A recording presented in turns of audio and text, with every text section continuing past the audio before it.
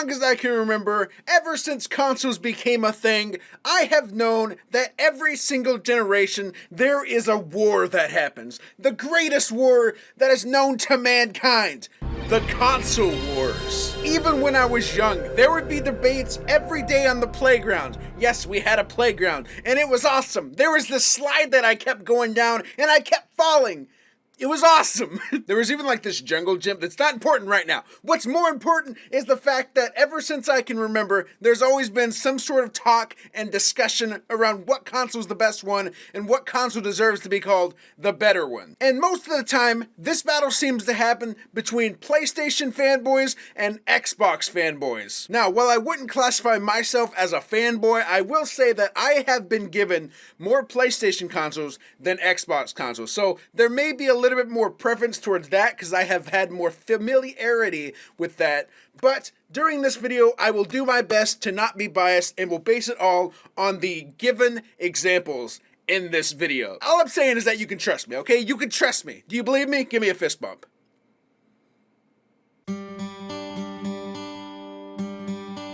So as most of you probably know, recently we have been given all of the details for the Xbox Series X and also the PlayStation 5. And I must say, that's a very interesting battle going on between those two right now because it's such a different kind of generation. I'm interested to get into that, but we'll wait to get into that near the end of the videos. Now you're probably curious at what we're going to be doing during this video. Well, let me go ahead and tell you that we are going to be looking back at some of the previous generations on both PlayStation and Xbox. And we're going to be going back between those two consoles of each generation and seeing which one technically is the better one out of those two. But yeah, what about the Nintendo consoles? Don't you want them to also fight too? Yeah, okay, listen, okay? Look, listen! I just want you to know Nintendo was like really weird about their like technical consoles after a bit. After the GameCube, stuff started getting weird. So I'm gonna just leave it to Xbox and PlayStation because right now those are the two main competitors, I would say. I'm not saying that Nintendo's bad. I'm just saying that the more hardcore of console wars is going on between PlayStation and Xbox. Nintendo Switch is amazing, and I think it's an amazing console, but the biggest war is between the Xbox fanboys and also the PlayStation fanboys. But I must say that the willingness to take risks and the more, like, I would say experimental consoles out of everything definitely goes to Nintendo. Nintendo freaking is weird about it. So I think that they deserve a lot more credit than they got credit for whenever the Wii U were all released. So yeah, Nintendo, you did amazing. You just keep doing what you're doing. And if my turnips go bad one more time, I swear to God, Nintendo, I'm going to punch you in the face. But Joe, just sell your turnips for a loss. That doesn't really matter. It matters to me. That was really loud on the capture.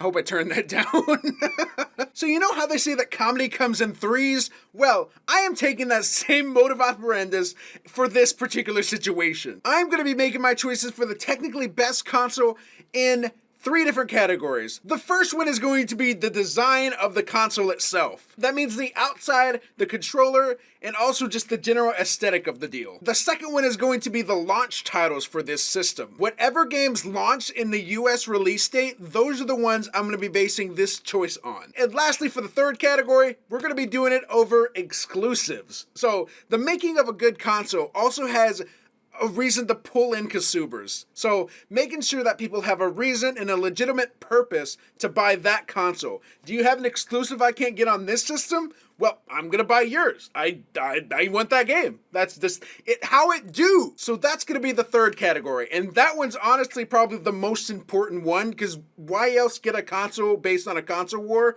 if the exclusives aren't good enough? So during each of these categories, I'm gonna be choosing one console over the other and giving that console that got that win a point, a single point. So in total, these consoles have the ability to get 9 total points. I don't know why I put a 5 up, don't pay attention to that, but they will have the ability to get 9 points, and based on that, There's no way that this can tie. One of the consoles has to win over the other. It's pretty simple math.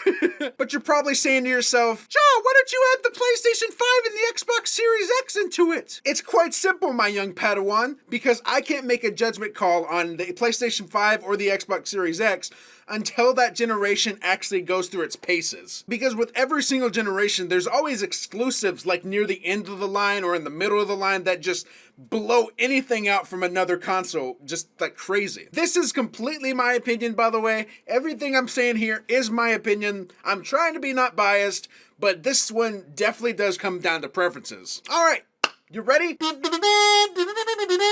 Let's go to the first one, the Xbox versus the PlayStation 2.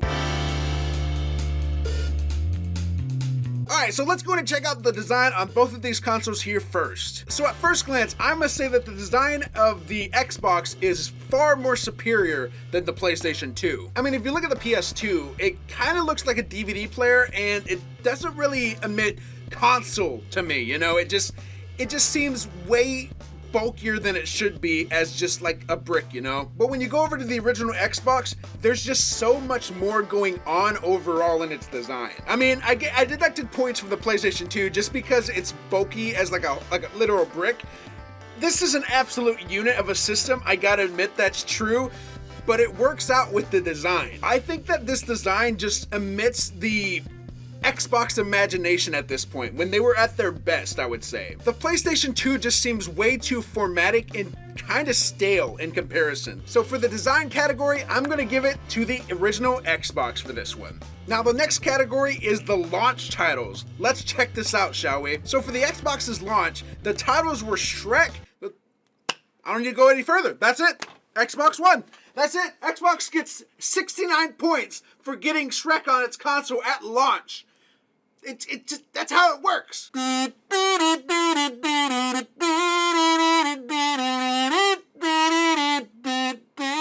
Also, for whoever edited this Wikipedia document and put Shrek first, you the real MVP. Okay, so now that we're past that bit, other titles that launched with the Xbox was Halo Combat Evolved. That's a big one. That's a big one. Oddworld, Tony Hawk Pro Skater 2. Okay, those are probably the big ones that I would say out of that list. For the PlayStation 2's launch, let's check out some of the games that they had. Armored Core 2, Ready to Rumble Boxing. I mean, I like that one. Not a fantastic game, but it is a fun game. Tekken Tag Tournament and Unreal Tournament. All right. We have some pretty fair games on both sides, but one is definitely better. I'm gonna have to give this one to the original Xbox, because honestly, Halo being on that side is just it's freaking massive. That's a big win for Xbox there. Now let's head into overall exclusives for the console's generation. Now, as I mentioned earlier, Xbox had Halo at launch, which is a really good launch title, I gotta say. But as far as exclusives, they had other stuff as well. They had Star Wars Knights of the Old Republic, Fable, The Elder Scrolls 3, Morrowind, and Jet Set Radio. Let's freaking go. That game was freaking awesome. I gotta say. Now, let's check on the side of PlayStation here. They had Final Fantasy X, God of War 2, Shadow of the Colossus, a biggie, Metal Gear Solid 3, Snake Eater, and of course, Ratchet and Clank. Now, which one has the better exclusives? So, based on everything that we just got through talking about, all of the exclusives on each console, I'm gonna have to give this one to the Xbox as well. Games like Halo, Jet Set Radio, and Knights of the Old Republic, it gets very close because of Snake Eater, but I just gotta say, Xbox just has a better overall list of exclusives. So far, Xbox has won every single category. So let's see how things go in the next generation. The Xbox 360 and the PlayStation 3. Let's go! So, as we did with the last one, let's go to check out the designs of both of these consoles. Alright, so here we have the Xbox 360, and I gotta say, this is a major step down from the Xbox. Kinda just looks like an old PC. Like, not even a good PC, just like a really old one that just didn't seem that enthusiastic. That is not a good start. The PlayStation 3 though, that looks slick. Honestly, that looks good. I'm just gonna say that this isn't even really a contest as far as the console design. I gotta say, PlayStation 3 wins the console design aspect of this category. So that being said, the PlayStation has officially racked up 1 point so far in this competition, with the PlayStation 3's design. But Xbox still does have a sizable lead, so let's hop on over to the launch titles. So for the Xbox 360, you had games like Call of Duty 2, Gun, Need for Speed Most Wanted, Quake 4, and Tony Hawk's American Wasteland. And on the PlayStation side, with its launch titles, let's go and see what it had. Call of Duty 3, Marvel Ultimate Alliance, Resistance Fall of Man, and Tony Hawk Project 8. Honestly, neither of these consoles had great launch titles. Honestly, at this point, I'm gonna give it the Xbox because of mostly Call of Duty 2, as well as Tony Hawk's American Wasteland. So for this round, Xbox 360 gets this point. So as you can see here, Xbox just needs one more point really to claim victory. But how much can they win by if they do win it all? Let's keep going down the line and let's check out the exclusives for this console. So some of the exclusives for Xbox 360 include Crackdown, Fable 2, Alan Wake, Halo 3, and the Gears of War series. And on PlayStation 3, you have the Uncharted series, Metal Gear Solid 4, Guns of the Patriots, Killzone 2, Infamous, Little Big Planet, and SOCOM. Now, all of these exclusives I mentioned are really good games. I really only wanted to call out the ones that are really good. So out of this list, I gotta give this one to the PlayStation 3. So PlayStation 3 gets the victory for exclusives. So far, PlayStation has 2 points and Xbox has 4. Now we're going into the most important generation now because this one is gonna decide it all. The current generation known as the PlayStation 4 and the Xbox One. Who will claim the victory? Well, let's find out, shall we?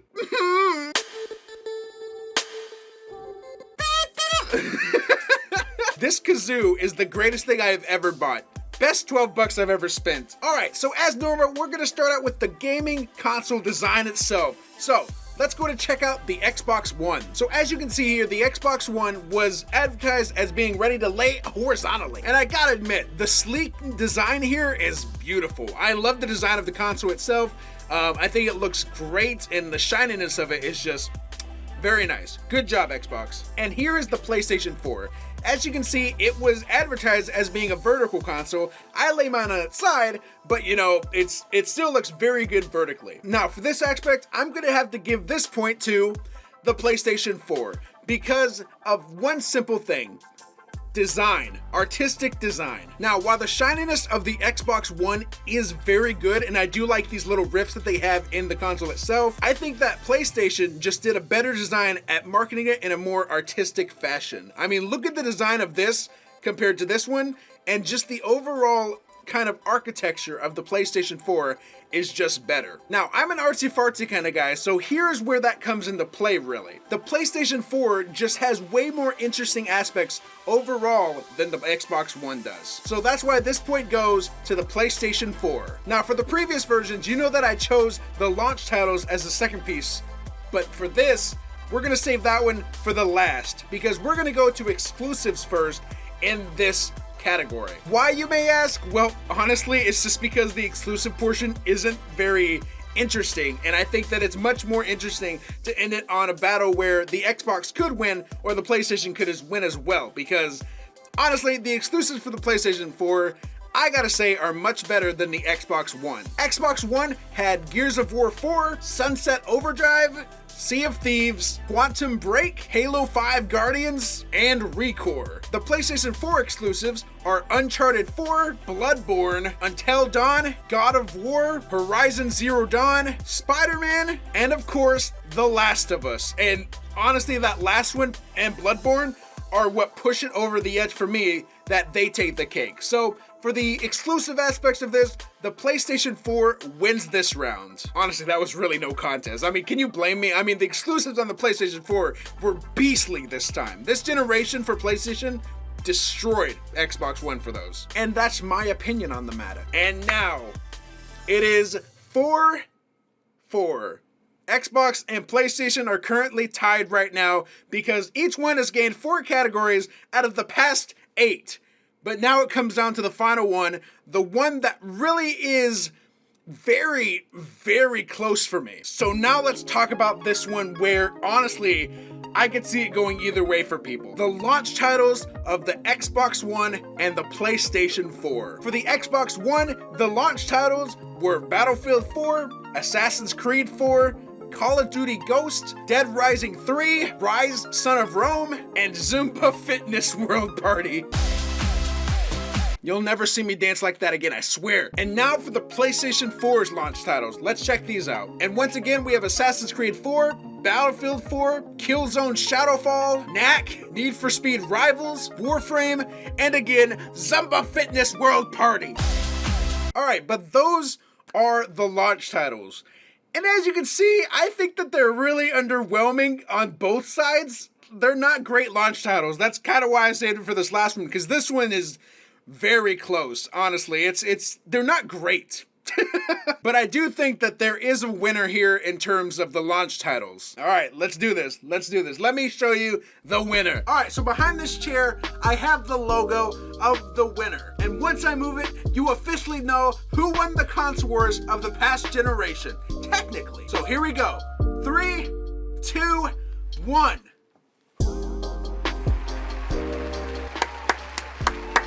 Congratulations to the Xbox team. You did good. You have won the console war of the past generation, technically. Now, I just gotta say, the original Xbox was the strongest we've ever seen Microsoft. That console came out swinging. An awesome design, amazing launch titles, and exclusives out the wazoo. Yeah, that one took the entire first round, and it's no surprise to me that they ended up winning because of that. I think that you did amazing with the original console. Now, Xbox, as a warning, I must say this. The PlayStation is beating you in terms of games and exclusives.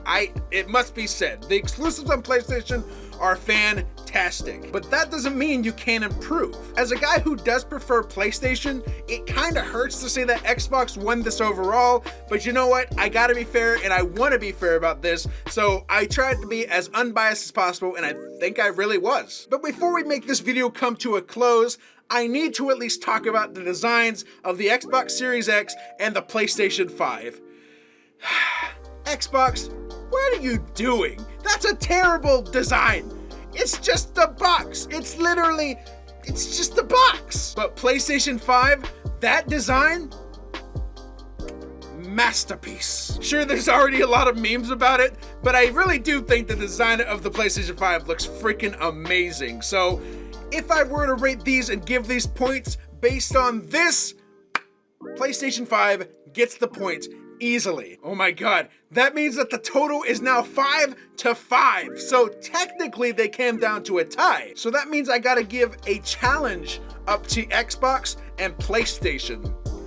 You guys are gonna decide how this kind of goes. And based on what comes next, what games you release, what games come at launch, what exclusives you decide to give us, that is going to decide who is the major winner overall for this next part of the generation. So Xbox, PlayStation, if you're watching this, I gotta say, don't disappoint us. Make your fanboys proud. But yes, as far as this tournament, Xbox wins. Good job, Xbox. You did good. Let me see you improve your game selection and you will win by a long shot. PlayStation, don't let them do that. As a Sony fanboy, I must say, you better not let me down. Alright, but that is the video, everybody. So if you enjoyed it, hit that like button and hit that subscribe button. Let me know your thoughts on this outcome below. Everyone has preferences and everyone has different tastes when it comes to video games. So like I said, it'd be interesting to know what you all think. But yes, thanks again for watching. I really appreciate it. See you all in the next video, and you stay awesome.